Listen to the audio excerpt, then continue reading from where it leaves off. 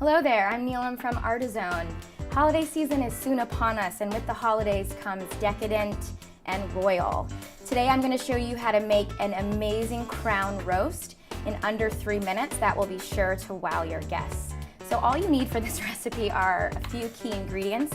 One is this beautiful crown roast. This is actually a pork crown roast. And I've had my butcher slice the sides for me and string some twine around to actually make that shape of the crown roast. So as you can see, we all know why it's called a crown roast. So I've got this. This is about 8 pounds. It can go up to 10, 12 pounds depending on how many guests you have. I also have some salt and pepper here.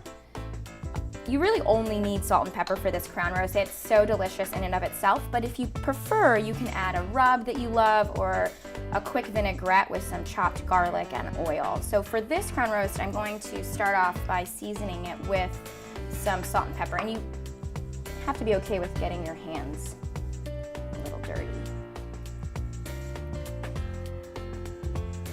And then I'm gonna add some pepper. Again, you want to pat the outside. Now I'm actually going to put one of my favorite spice mixes from a local spice shop here in Chicago called the Spice House. And this is their bicentennial seasoning. It's got some peppercorn, some lemon, some salt, and it just gives it this nice salty crust when the roast will come out of the oven. So I'm going to spread that on. So I'm about to put this in the oven. I've got it preheated at 350 degrees. The most important thing when it comes to cooking a crown roast is to make sure that you get your temperature exactly where it needs to be without overheating your roast. So what I'm going to do is put it in the oven at 350, and after about an hour and 45 minutes, I'll use an instant read thermometer and I'll check all of the different parts of the roast. So the thicker parts, which are on the inside, and some of the less fatty parts, which are on the outside here. So before we put this beautiful roast in the oven, one quick trick you can do is take a piece of foil and just loosely cover the tips of your roast. These are the bones right here. And that way you prevent any charring. It'll still cook really nicely, but it won't have a burnt feeling to it.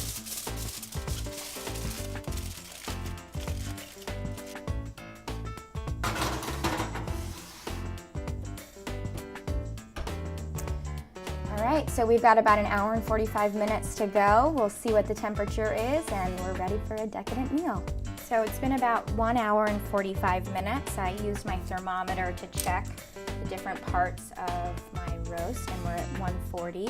Let this rest for a few minutes, and we're ready to cut into it. So before you cut into it, you can actually cut the twine so none of your guests get some twine in their meal. There you have it, an amazingly decadent meal that is sure to please any crowd. This is Nilam from Artizone. Happy holidays.